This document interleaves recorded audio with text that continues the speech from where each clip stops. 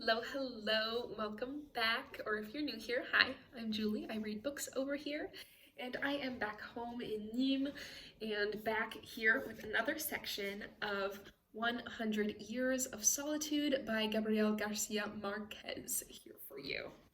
Hope that you are enjoying this one so far. If you've joined us from the beginning, if you have not and you're new, there are 4 sections previous to the section we are going to get to today, so you might want to go back and catch up on those. And consider subscribing if you want to catch the rest of the book. We just hit over 500 subscribers, so that's pretty exciting to grow this little reading community. I love to hear what you guys think about the books in the comments, so feel free to drop a comment if you're so inclined. But today we are going to get into the 5th section, 5th chapter of this one. We are on page 79. Let's jump right in. Aureliano Buendia and Remedios Moscotti were married one Sunday in March before the altar Father Nicanor Reina had set up in the parlor. It was the culmination of 4 weeks of shocks in the Moscotti household, because little Remedios had reached puberty before getting over the habits of childhood. In spite of the fact that her mother had taught her about the changes of adolescence, one February afternoon she burst shouting into the living room where her sisters were chatting with Aureliano and showed them her panties smeared with a chocolate-colored paste. A month for the wedding was agreed upon. There was barely enough time to teach her how to wash herself, get dressed by herself, and understand the fundamental business of a home. They made her urinate over hot bricks in order to cure her of the habit of wetting her bed. It took a great deal of work to convince her of the inviolability of the marital secret, for Remedios was so confused and at the time so amazed at the revelation that she wanted to talk to everybody about the details of the wedding night. It was a fatiguing effort, but on the date set for the ceremony, the child was as adept in the ways of the world as any of her sisters. Don Apolinar Moscotti escorted her by the arm down the street that was decorated with flowers and wreaths amidst the explosion of rockets and the music of several bands, and she waved with her hand and gave her thanks with a smile to those who wished her good luck from the windows. Aureliano, dressed in black, wearing the same patent leather boots with metal fasteners that he would have on a few years later, as he faced the firing squad, had an intense paleness and a hard lump in his throat when he met the bride at the door of the house and led her to the altar. She behaved so naturally, with such discretion, that she did not lose her composure, not even when Aureliano dropped the ring as he tried to put it on her finger. In the midst of the murmurs and confusion of the guests, she kept her arm with the fingerless lace glove held up and remained like that, with her ring finger ready, until the bridegroom managed to stop the ring with his foot before it rolled to the door and came back blushing to the altar. Her mother and sisters suffered so much from the fear that the child would do something wrong during the ceremony that in the end they were the ones who committed the impertinence of picking her up to kiss her. From that day on, the sense of responsibility, the natural grace, the calm control that Remedios would have in the face of adverse circumstances was revealed. It was she who, on her own initiative, put aside the largest piece she had cut from the wedding cake and took it on a plate with a fork to Jose Arcadio Buendia. Tied to the trunk of the chestnut tree, huddled on a wooden stool underneath the palm shelter, the enormous old man, discolored by the sun and rain, made a vague smile of gratitude and ate the piece of cake with his fingers, mumbling an unintelligible psalm. The only unhappy person in that noisy celebration, which lasted until dawn on Monday, was Rebecca Buendia. It was her own frustrated party. By an arrangement of Ursula's, her marriage was to be celebrated on the same day, but that Friday Pietro Crespi received a letter with the news of his mother's imminent death. The wedding was postponed. Pietro Crespi left for the capital of the province an hour after receiving the letter, and on the road he missed his mother, who arrived punctually Saturday night, and at Aureliano's wedding sang the sad aria that she had prepared for the wedding of her son. Pietro Crespi returned on Sunday midnight to sweep up the ashes of the party, after having worn out 5 horses on the road in an attempt to be in time for his wedding. It was never discovered who wrote the letter. Tormented by Ursula, Amaranta wept with indignation and swore her innocence in front of the altar, which the carpenters had not finished dismantling. Father Nicanor Reina, whom Don Apolinar Moscote had brought from the swamp to officiate at the wedding, was an old man hardened by the ingratitude of his ministry. His skin was sad, with the bones almost exposed, and he had a pronounced round stomach and the expression of an old angel, which came more from simplicity than from goodness. He had planned to return to his parish after the wedding, but he was appalled at the hardness of the inhabitants of Macondo, who were prospering in the midst of scandal, subject to the natural law, without baptizing their children or sanctifying their festivals. Thinking that no land needed the seed of God so much, he decided to stay on for another week, to Christianize both circumcised and gentile, legalize concubinage,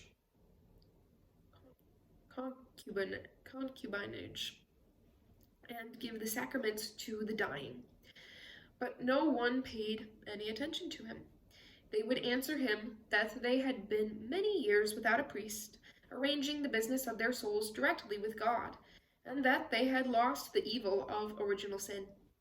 Tired of preaching in the open, Father Nicanor decided to undertake the building of a church, the largest in the world, with life-size saints and stained glass windows on the sides so that people would come from Rome to honor God in the center of impiety. He went everywhere, begging alms with a copper dish. They gave him a large amount, but he wanted more, because the church would have to have a bell that would raise the drowned up to the surface of the water. He pleaded so much that he lost his voice. His bones began to fill with sounds. One Saturday, not even having collected the price of the doors, he fell into a desperate confusion. He improvised an altar in the square, and on Sunday he went through the town with a small bell, as in the days of insomnia, calling people to an open-air mass. Many went out of curiosity, others from nostalgia, others so that God would not take the disdain for his intermediary as a personal insult. So that at 8 in the morning, half the town was in the square, where Father Nicanor chanted the Gospels in a voice that had been lacerated by his pleading. At the end, when the congregation began to break up, he raised his arms, signaling for attention. Apologize for the noise. The dog was crying. Just a moment, he said.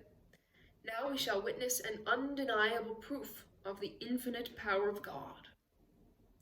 The boy who had helped him with the mass brought him a cup of thick and steaming chocolate, which he drank without pausing to breathe. Then he wiped his lips with a handkerchief that he drew from his sleeve, extended his arms, and closed his eyes. Thereupon, Father Nicanor rose 6 inches above the level of the ground. It was a convincing measure. He went among the houses for several days, repeating the demonstration of levitation by means of chocolate, while the acolyte collected so much money in a bag that in less than a month he began the construction of the church.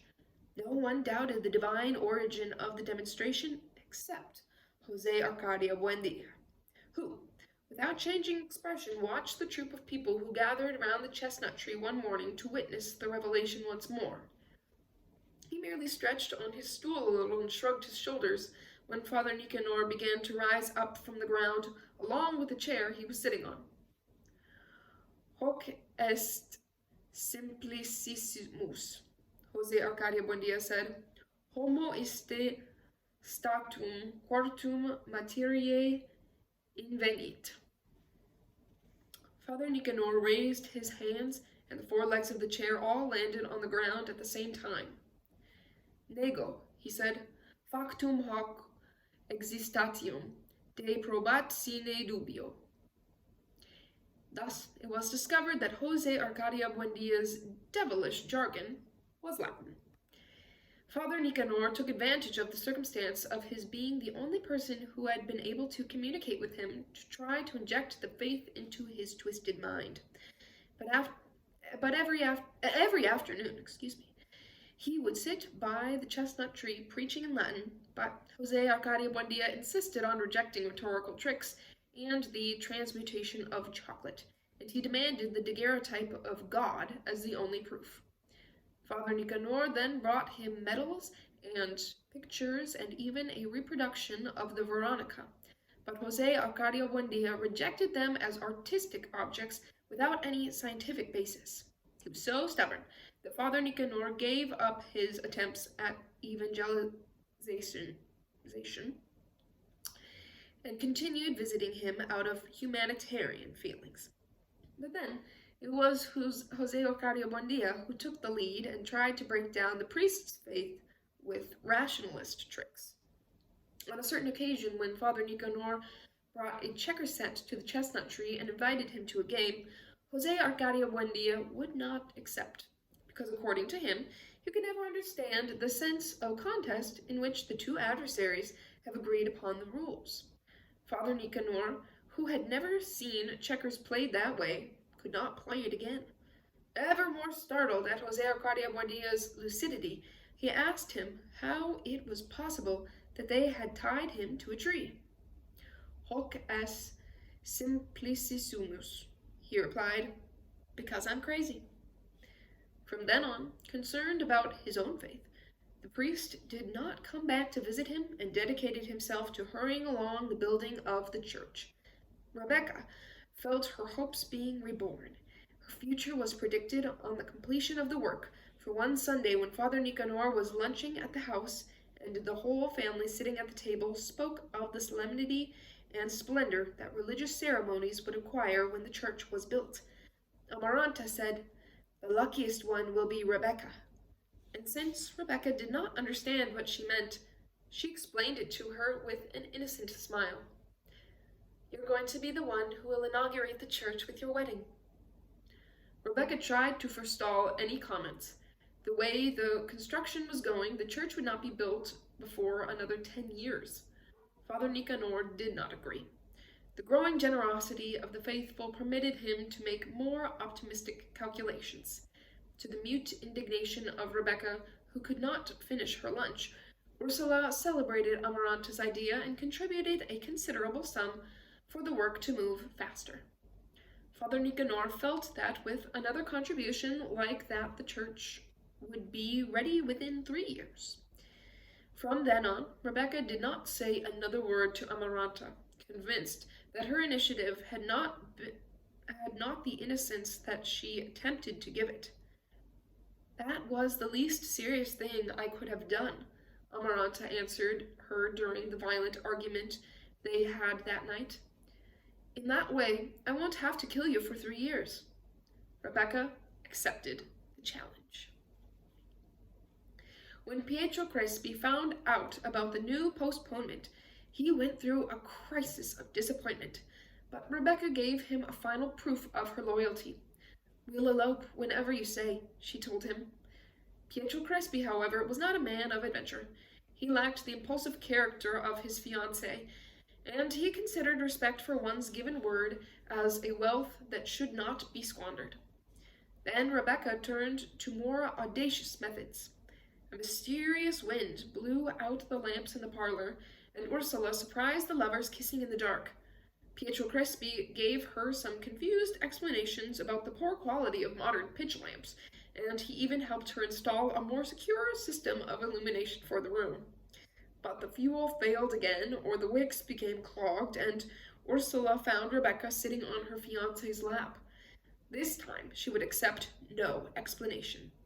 She turned the responsibility of the bakery over to the Indian woman and sat in a rocking chair to watch over the young people during the visits, ready to win out over maneuvers that had already been old when she was a girl. "Poor Mama," Rebecca would say with mock indignation, seeing Ursula yawn during the boredom of the visits. "When she dies, she'll go off to her reward in that rocking chair." After 3 months of supervised love, fatigued by the slow progress of the construction, which he went to inspect every day, Pietro Crespi decided to give Father Nicanor the money he needed to finish the church. Amaranta did not grow impatient. As she conversed with her girlfriends every afternoon when they came to embroider on the porch, she tried to think of new subterfuges. A mistake in calculation spoiled the one she had considered the most effective: removing the mothballs that Rebecca had put in her wedding dress before she put it away in the bedroom dresser. She did it when 2 months were left for the completion of the church, but Rebecca was so impatient with the approach of the wedding that she wanted to get the dress ready earlier than Amaranta had foreseen. When she opened the dresser and unfolded the first papers and then the protective cloth, she found the fabric of the dress and the stitches of the veil and even the crown of orange blossoms perforated by moths. Although she was sure that she had put a handful of mothballs in the wrappings, the disaster seemed so natural that she did not dare blame Amaranta. There was less than a month until the wedding, but Amparo Moscate promised to sew a new dress within a week. Amaranta felt faint that rainy noontime when Amparo came to the house wrapped in the froth of needlework for Rebecca to have the final fitting of the dress. She lost her voice, and a thread of cold sweat ran down the path of her spine. For long months she had trembled with fright, waiting for that hour, because if she had not been able to conceive the ultimate obstacle to Rebecca's wedding, she was sure that at the last moment, when all the resources of her imagination had failed, she would have the courage to poison her. That afternoon, while Rebecca was suffocating with heat inside the armor of thread that Amparo Moscote was putting about her body with thousands of pins and infinite patience, Amaranta made several mistakes in her crocheting and pricked her finger with the needle. But she decided with frightful coldness that the date would be the last Friday before the wedding, and the method would be a dose of laudanum in her coffee. A greater obstacle, as impassable as it was unforeseen, obliged a new and indefinite postponement. 1 week before the date set for the wedding, little Remedios woke up in the middle of the night, soaked in a hot broth which had exploded in her insides with a kind of tearing belch, and she died 3 days later, poisoned by her own blood. With a pair of twins crossed in her stomach, Amaranta suffered a crisis of conscience. She had begged God with such fervor for something fearful to happen, so that she would not have to poison Rebecca, that she felt guilty of Remedios's death. That was not the obstacle that she had begged for so much. Remedios had brought a breath of merriment to the house. She had settled down with her husband in a room near the workshop, which she decorated with the dolls and toys of her recent childhood, and her merry vitality overflowed the 4 walls of the bedroom and went like a whirlwind of good health along the porch with the begonias. She would start singing at dawn.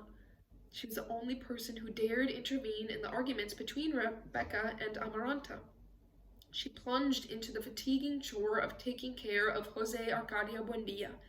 She would bring him his food, she would help him with his daily necessities, wash him with soap and a scrubbing brush, keep his hair and beard free of lice and nits, keep the palm shelter in good condition, and reinforce it with waterproof canvas in stormy weather. In her last months, she had succeeded in communicating with him in phrases of rudimentary Latin. When the son of Aureliano and Pilar Tanera was born and brought to the house and baptized in an intimate ceremony with the name Aureliano Jose, Remedios decided that he would be considered their oldest child. Her maternal instinct surprised Ursula. Aureliano, for his part, found in her the justification that he needed to live. He worked all day in his workshop, and Remedios would bring him a cup of black coffee in the middle of the morning.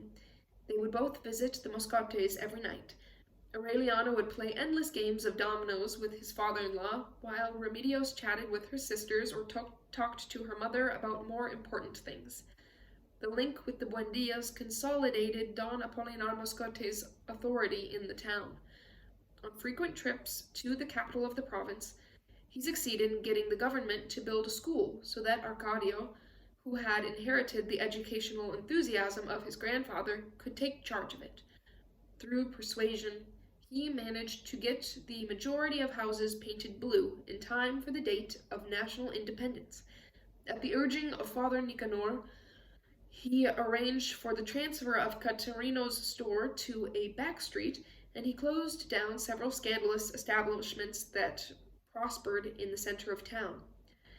Once he returned with 6 policemen armed with rifles, to whom he entrusted the maintenance of order, and no one remembered the original agreement not to have armed men in the town. Aureliano enjoyed his father-in-law's efficiency. "You're going to get as fat as he is," his friends would say to him, but his sedentary life, which accentuated his cheekbones and concentrated the sparkle of his eyes, did not increase his weight or alter the parsimony of his character, but, on the contrary, it hardened on his hips the straight line of solitary meditation and implacable decision. So deep was the affection that he and his wife had succeeded in arousing in both their families, that when Remedios announced that she was going to have a child, even Rebecca and Amaranta declared a truce in order to knit items in blue wool if it was to be a boy, and in pink wool in case it was a girl. She was the last person Arcadio thought about a few years later when he faced the firing squad. Ursula ordered a morning period of closed doors and windows, with no one entering or leaving except on matters of utmost necessity. She prohibited any talking aloud for a year, and she put Remedios's daguerreotype in the place where her body had been laid out, with a black ribbon around it and an oil lamp that was always kept lighted. Future generations who never let the lamp go out would be puzzled at that girl in a pleated skirt, white boots, and with an organdy band around her head, and they were never able to connect her with the standard image of a great-grandmother. Amaranta took charge of Aureliano Jose. She adopted him as a son who would share her solitude and relieve her from the involuntary laudanum that her mad beseeching had thrown into Remedios's coffee.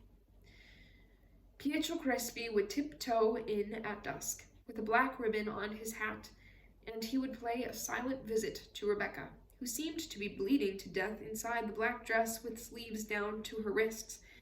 Just the idea of thinking about a new date for the wedding would have been so irreverent that the engagement turned into an eternal relationship, a fatigued love that no one worried about again, as if the lovers, who in other days had sabotaged the lamps in order to kiss, had been abandoned to the free will of death. Having lost her bearings, completely demoralized, Rebecca began eating earth again. Suddenly, when the morning had gone on so long that the needlepoint sessions began again, someone pushed open the street door at 2 p.m. in the mortal silence of the heat, and the braces in the foundation shook with such force that Amaranta and her friends sewing on the porch, Rebecca sucking her fingers in her bedroom, Ursula in the kitchen, Aureliano in the workshop, and even Jose Arcadio Buendia under the solitary chestnut tree, had the impression that an earthquake was breaking up the house. A huge man had arrived. His square shoulders barely fitted through the doorways. He was wearing a medal of Our Lady of Help around his bison neck. His arms and chest were completely covered with cryptic tattooing, and on his right wrist was the tight copper bracelet of that Niños en Cruz amulet. His skin was tanned by the salt of the open air, his hair was short and straight like the mane of a mule, his jaws were of iron, and he wore a sad smile. He had a belt on that was twice as thick as the cinch of a horse, boots with leggings, and spurs and iron on the heels, and his presence gave the quaking impression of a seismic tremor. He went through the parlor and the living room carrying some half-worn saddlebags in his hand, and he appeared like a thunderclap on the porch with the begonias where Amaranta and her friends were paralyzed, their needles in the air. "Hello," he said to them in a tired voice, threw the saddlebags on a work table, and went by on his way to the back of the house. "Hello," he said to the startled Rebecca, who saw him pass by the door of her bedroom. "Hello," he said to Aureliano, who was at his silversmith's bench with all 5 senses alert. He did not linger with anyone. He went directly to the kitchen, and there he stopped for the first time at the end of a trip that had begun on the other side of the world. "Hello," he said. Ursula stood for a fraction of a second with her mouth open, looked into his eyes, gave a cry, and flung her arms around his neck, shouting and weeping with joy. It was Jose Arcadio. He was returning as poor as when he had left, to such an extreme that Ursula had to give him 2 pesos to pay for the rental of his horse. He spoke a Spanish that was larded with sailor slang. They asked him where he had been, and he answered, "Out there." He hung his hammock in the room they assigned him and slept for 3 days. When he awoke after eating 16 raw eggs, he went directly to Caterino's store, where his monumental size provoked a panic of curiosity among the women. He called for music and cane liquor for everyone, to be put on his bill. He would Indian wrestle with 5 men at the same time. "It can't be done," they said, convinced that they would not be able to move his arm. "He has niños en cruz." Caterino, who did not believe in magical tricks of strength, bet him 12 pesos that he could not move the counter. Jose Arcadio pulled it out of its place, lifted it over his head, and put it in the street. It took 11 men to put it back. In the heat of the party, he exhibited his unusual masculinity on the bar, completely covered with tattoos of words in several languages, intertwined in blue and red. To the women who were besieging him and coveting him, he put the question as to who would pay the most. The one who had the most money offered him 20 pesos. Then he proposed raffling himself off among them at 10 pesos a chance. It was a fantastic price, because the most sought-after woman earned 8 pesos a night. But they all accepted.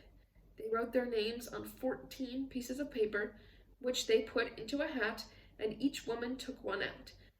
When there were only 2 pieces left to draw, it was established to whom they belonged. 5 pesos more from each one, Jose Arcadio proposed, and I'll share myself with both. He made his living that way. He had been around the world 65 times, enlisted in a crew of sailors without a country. The women who went to bed with him that night in Caterino's store brought him naked into the dance salon so that people could see that there was not a square inch of his body that was not tattooed, front and back, and from his neck to his toes. He did not succeed in becoming incorporated into the family. He slept all day and spent the night in the red light district making bets on his strength. On the rare occasions when Ursula got him to sit down at the table, he gave signs of radiant good humor, especially when he told about his adventures in remote countries. He had been shipwrecked and spent 2 weeks adrift in the Sea of Japan, feeding on the body of a comrade who had succumbed to sunstroke, and whose extremely salty flesh, as it cooked in the sun, had a sweet and granular taste. Under a bright noonday sun in the Gulf of Bengal, his ship had killed a sea dragon, in the stomach of which they found the helmet, the buckles, and the weapons of a crusader. In the Caribbean, he had seen the ghost of the pirate ship of Victor Hughes, with its sails torn by the winds of death, the masts chewed by sea worms, and still looking for the course to Guadalupe. Ursula would weep at the table as if she were reading the letters that had never arrived, and in which Jose Arcadio told about deeds and misadventures. "And there was so much of a home here for you, my son," she would sob, "and so much food thrown to the hogs." But underneath it all, she could not conceive that the boy the gypsies took away was the same lout who would eat half a suckling pig for lunch, and whose flatulence withered the flowers. Something similar took place with the rest of the family. Amaranta could not conceal the repugnance that she felt at the table because of his bestial belching. Arcadio, who never knew the secret of their relationship, scarcely answered the questions that he asked with the obvious idea of gaining his affection. Aureliano tried to relive the times when they slept in the same room, tried to revive the complicity of childhood. But Jose Arcadio had forgotten about it, because life at sea had saturated his memory with too many things to remember. Only Rebecca succumbed to the first impact. The day that she saw him pass by her bedroom, she thought that Pietro Crespi was a sugary dandy next to that protomale, whose volcanic breathing could be heard all over the house. She tried to get near him under any pretext. On a certain occasion, Jose Arcadio looked at her body with shameless attention and said to her, "You're a woman, little sister." Rebecca lost control of herself. She went back to eating earth and the whitewash on the walls with the avidity of previous days, and she sucked her finger with so much anxiety that she developed a callus on her thumb. She vomited up a green liquid with dead leeches in it. She spent nights awake, shaking with fever, fighting against delirium, waiting until the house shook with the return of Jose Arcadio at dawn. One afternoon, when everyone was having a siesta, she could no longer resist and went to his bedroom. She found him in his shorts, lying in the hammock that he had hung from the beams with a ship's hawser. She was so impressed by his enormous, motley nakedness that she felt an impulse to retreat. "Excuse me," she said. "I didn't know you were here." But she lowered her voice so as not to wake anyone up. "Come here," he said. Rebecca obeyed. She stopped beside the hammock in an icy sweat, feeling knots forming in her intestines. When Jose Arcadio stroked her ankles with the tips of his fingers, then her calves, then her thighs, murmuring, "Oh, little sister," she had to make a supernatural effort not to die when a startlingly regulated cyclonic power lifted her up by the waist and despoiled her of her intimacy with 3 slashes of its claws and corded her like a little bird. She managed to thank God for having been born before she lost herself in the inconceivable pleasure of that unbearable pain, splashing in the steaming marsh of the hammock, which absorbed the explosion of blood like a blotter.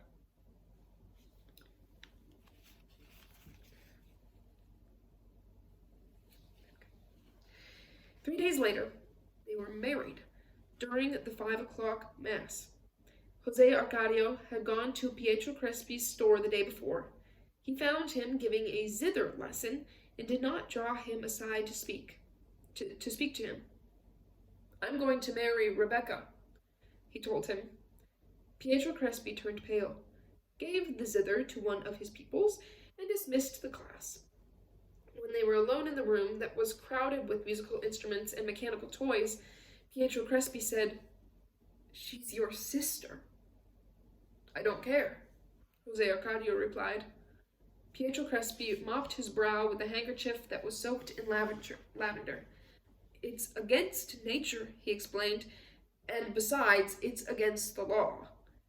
Jose Arcadio grew impatient, not so much at the argument as over Pietro Crespi's paleness.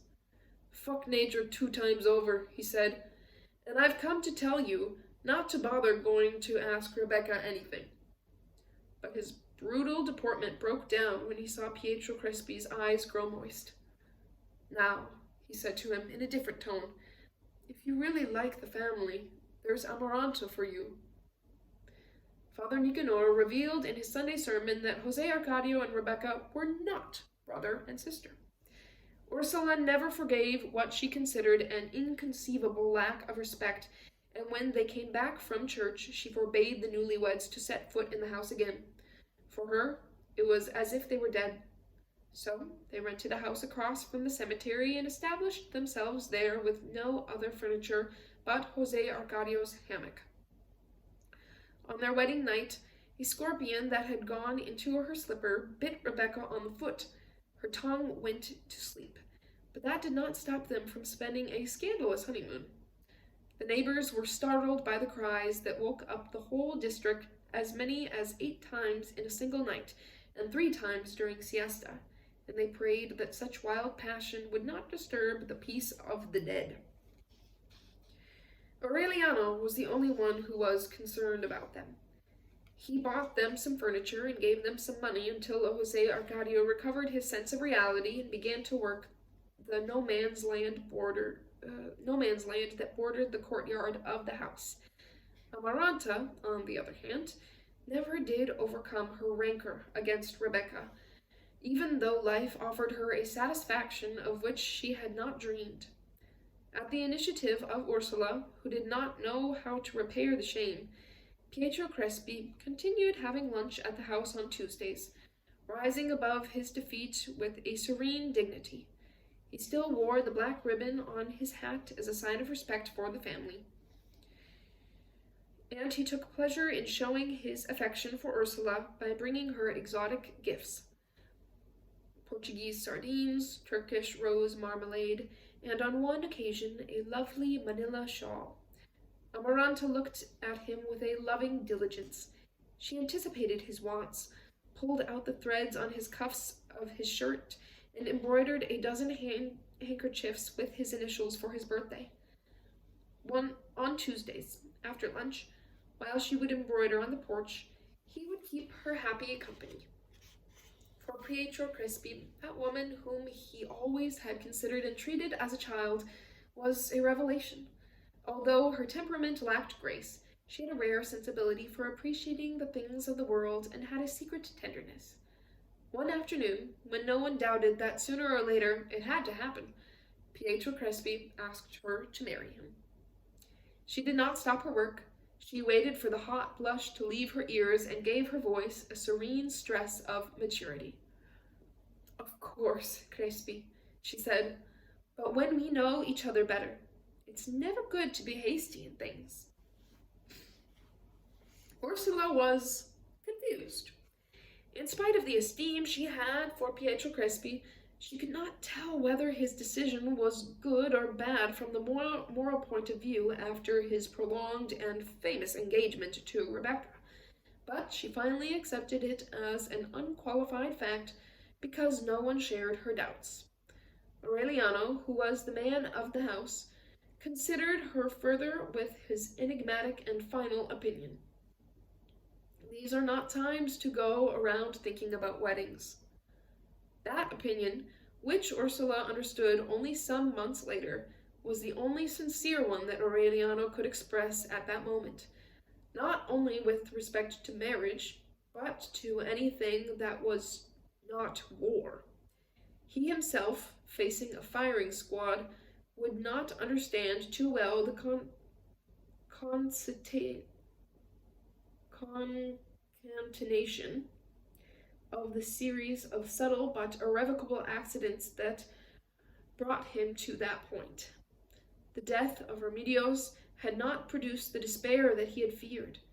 It was rather a dull feeling of rage that gradually dissolved in a solitary and passive frustration similar to the one he had felt during the time he was resigned to living without a woman. He plunged into his work again, but he kept up the custom of playing dominoes with his father-in-law. In the house bound up in mourning, the nightly conversations consolidated the friendship between the two men. "Get married again, Aurelito," his father-in-law would tell him. "I have 6 daughters for you to choose from." On one occasion, on the eve of the elections, Don Apolinar Mascate returned from one of his frequent trips worried about the political situation in the country. The liberals were determined to go to war. Since Aureliano at that time had very confused notions about the difference between conservatives and liberals, his father-in-law gave him some schematic lessons. The liberals, he said, were Freemasons, bad people, wanting to hang priests, to institute civil marriage and divorce, to recognize the rights of illegitimate children as equal to those of legitimate ones, and to cut the country up into a federal system that would take power away from the supreme authority. The conservatives, on the other hand, who had received their power directly from God, proposed the establishment of public order and family morality. They were the defenders of the faith of Christ and the principle of authority, and were not prepared to permit the country to be broken down into autonomous entities. Because of his humanitarian feelings, Aureliano sympathized with the liberal attitude with respect to the rights of natural children, but in any case, he could not understand how people arrived at the extreme of waging war over things that could not be touched with the hand. It seemed an exaggeration to him that for the elections his father-in-law had them send 6 soldiers armed with rifles under the command of a sergeant to a town with no political passions.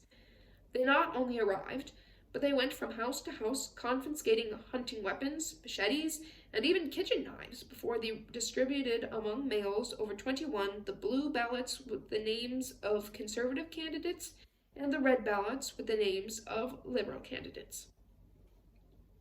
On the eve of the elections, Don Apollinaire Moscotti himself read a decree that prohibited the sale of alcoholic beverages and the gathering together of more than 3 people who were not of the same family. The elections took place without incident. At 8 o'clock on Sunday morning, a wooden ballot box was set up in the square, which was watched over by the 6 soldiers. The voting was absolutely free, as Aureliano himself was able to attest, since he spent almost the entire day with his father-in-law, seeing that no one voted more than once. At 4 in the afternoon, a roll of drums in the square announced the closing of the polls, and Don Apollinaire Moscotti sealed the ballot box with a label crossed by his signature. That night, while he played dominoes with Aureliano, he ordered the sergeant to break the seal in order to count the votes. There were almost as many red ballots as blue, but the sergeant left only 10 red ones and made up the difference with blue ones. Then they sealed the box again with a new label, and the first thing on the following day, it was taken to the capital of the province. Liberals will go to war, Aureliano said. Don Apollinaire concentrated on his domino pieces. If you're saying that because of the switch in ballots, they won't, he said. We left a few red ones in, so there won't be any complaints. Aureliano understood the disadvantages of being in the opposition. If I were a liberal, he said, I'd go to war because of those ballots. His father-in-law looked at him over his glasses. Come now, Aurelito, he said. If you are a liberal, even though you're my son-in-law, you wouldn't have seen the switching of the ballots. What really caused indignation in the town was not the results of the elections, but the fact that the soldiers had not returned the weapons. A group of women spoke with Aureliano so that he could obtain the rest of their kitchen knives from his father-in-law. Don Apollinaire Moscotti explained to him in strictest confidence that the soldiers had taken the weapons off as proof that the liberals were preparing for war. The cynicism of the remark alarmed him. He said nothing, but on a certain night when Gerinaldo Marquez and Magnifico Visbal were speaking with some other friends about the incident of the knives, they asked him if he was a liberal or a conservative. Aureliano did not hesitate. If I have to be something, I'll be a liberal, he said, because the conservatives are tricky. On the following day, at the urging of his friends, he went to see Dr. Alirio Noguera to be treated for a supposed pain in his liver. He did not even understand the meaning of the subterfuge. Dr. Alirio Noguera had arrived in Macondo a few years before with a medicine chest of tasteless pills and a medical motto that convinced no one. One nail draws another. In reality, he was a charlatan. Behind his innocent facade of a doctor without prestige, there was hidden a terrorist who, with his short-legged boots, covered the scars that 5 years in the stocks had left on his legs. Taken prisoner during the first Federalist adventure, he managed to escape to Curaçao, disguised in the garment he detested most in the world, a cassock. At the end of a prolonged exile, stirred up by the exciting news that exiles from all over the Caribbean brought to Curaçao, he set out in a smuggler's schooner and appeared in Rio Hacha with the bottles of pills that were nothing but refined sugar and a diploma from the University of Leipzig that he had forged himself. He wept with disappointment. The Federalist fervor, which the exiles had pictured as a powder keg about to explode, had dissolved into a vague electoral illusion. Embittered by failure, yearning for a safe place where he could await old age, the false homeopath took refuge in Macondo. In the narrow, bottle-crowded room that he rented on one side of the square, he lived several years off the hopelessly ill who, after having tried everything, consoled themselves with sugar pills. His instincts of an agitator remained dormant as long as Don Apollinario Scotti was figurehead. He passed the time remembering and fighting against asthma. The approach of the elections was the thread that led him once more to the skein of subversion. He made contact with the young people in the town who lacked political knowledge, and he embarked on a stealthy campaign of instigation. The numerous red ballots that appeared in the box and that were attributed by Don Apollinario Scotti to the curiosity that came from youth were part of his plan.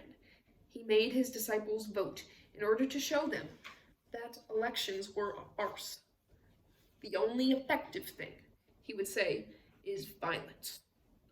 The majority of Aureliano's friends were enthusiastic over the idea of liquidating the conservative establishment, but no one had dared include him in the plans, not only because of his ties with the magistrate, but because of his solitary and elusive character. It was known, furthermore, that he had voted blue at his father-in-law's direction, so it was a simple matter of chance that he revealed his political sentiments, and it was purely a matter of curiosity, a caprice that had brought him to visit the doctor for the treatment of pain that he did not have. In the den that smelled of camphorated cobwebs, he found himself facing a kind of dusty iguana whose lungs whistled when he breathed. Before asking him any questions, the doctor took him to the window and examined the inside of his lower eyelid. "It's not there," Aureliano said, following what they told him.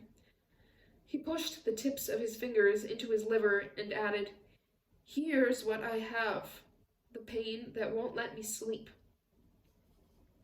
Then Dr. Noguera closed the window with the pretext that there was too much sun, and explained to him in simple terms that it was a patriotic duty to assassinate conservatives. For several days, Aureliano carried a small bottle of pills in his shirt pocket. He would take it out every 2 hours, put 3 pills in the palm of his hand, and pop them into his mouth for them to be slowly dissolved on his tongue. Don Apollinario Scotti made fun of his faith in homeopathy, but those who were in on the plot recognized another one of their people in him. Almost all of the sons of the founders were implicated, although none of them knew concretely what action they were plotting. Nevertheless, the day the doctor revealed the secret to Aureliano, the latter elicited the whole plan of the conspiracy. Although he was convinced at the time of the urgency of liquidating the conservative regime, the plot horrified him. Dr. Noguera had a mystique of personal assassination.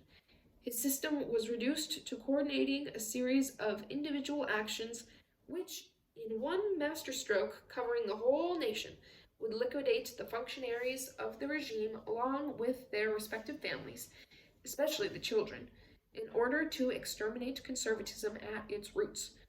Don Apollinario Scotti, his wife, and his 6 daughters, needless to say, were on the list. "You're no liberal, or anything else," Aureliano told him without getting excited. "You're nothing but a butcher." "In that case," the doctor replied with equal calm, "give me back the bottle. You don't need it anymore." Only 6 months later did Aureliano learn that the doctor had given up on him as a man of action because he was a sentimental person with no future, with a passive character and a definite solitary vocation. They tried to keep him surrounded, fearing that he would betray the conspiracy. Aureliano calmed them down. He would not say a word, but on the night they went to murder the Moscote family, they would find him guarding the door. He showed such a convincing decision that the plan was postponed for an indefinite date. It was during those days that Ursula asked his opinion about the marriage between Pietro Crespi and Amaranta, and he answered that these were not times to be thinking about such a thing. For a week he had been carrying an old-fashioned pistol in his shirt. He kept his eyes on his friends. In the afternoon he would go have coffee with Jose Arcadio and Rebecca, who had begun to put their house in order, and from 7 o'clock on he would play dominoes with his father-in-law. At lunchtime he was chatting with Arcadio, who was already a huge adolescent, and he found him more and more excited over the imminence of war. At school, where Arcadio had pupils older than himself mixed in with children who were barely beginning to talk, the liberal fever had caught on. There was talk of shooting Father Nicanor, of turning the church into a school, of instituting free love. Aureliano tried to calm down his drive. He recommended discretion and prudence to him. Deaf to his calm reasoning, to his sense of reality, Arcadio reproached him in public for his weakness of character. Aureliano waited. Finally, in the beginning of December, Ursula burst into the workshop, all upset. War's broken out! War, in fact, had broken out 3 months before. Martial law was in effect in the whole country. The only one who knew it immediately was Don Apolinar Moscote, but he did not give the news even to his wife while the army platoon that was to occupy the town by surprise was on its way.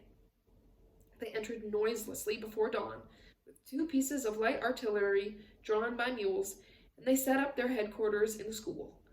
At a 6 p.m. curfew was established. A more drastic search than the previous one was undertaken, house by house, and this time they even took farm implements. They dragged out Dr. Noguera, tied him to a tree in the square, and shot him, without any due process of law. Father Nicanor tried to impress the military authorities with the miracle of levitation, and had his head split open by the butt of a soldier's rifle. The liberal exultation had been extinguished into a silent terror. Aureliano, pale, mysterious, continued playing dominoes with his father-in-law. He understood that in spite of his present title of civil and military leader of the town, Don Apolinar Moscote was once more a figurehead.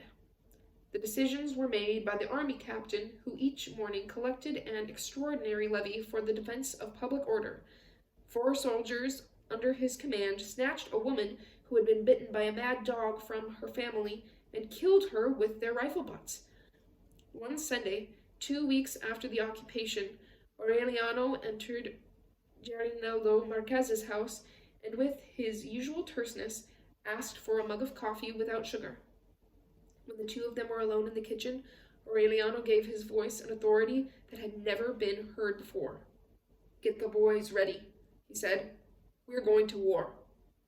Gerinaldo Marquez did not believe him. "With what weapons?" he asked. "With theirs," Aureliano replied. Tuesday, at midnight, in a mad operation, 21 men under the age of 30, commanded by Aureliano Buendia, armed with table knives and sharpened tools, took the garrison by surprise, seized the weapons, and in the courtyard executed the captain and the 4 soldiers who had killed the woman. That same night, while the sound of the firing squad could be heard, Arcadio was named civil and military leader of the town. The married rebels barely had time to take leave of their wives, whom they left to their own devices. They left at dawn, cheered by the people who had been liberated from the terror, to join the forces of the revolutionary general Victorio Medina, who, according to the latest reports, was on his way to Monori. Before leaving, Aureliano brought Don Apolinar Moscote out of a closet. "Rest easy, father-in-law," he told him.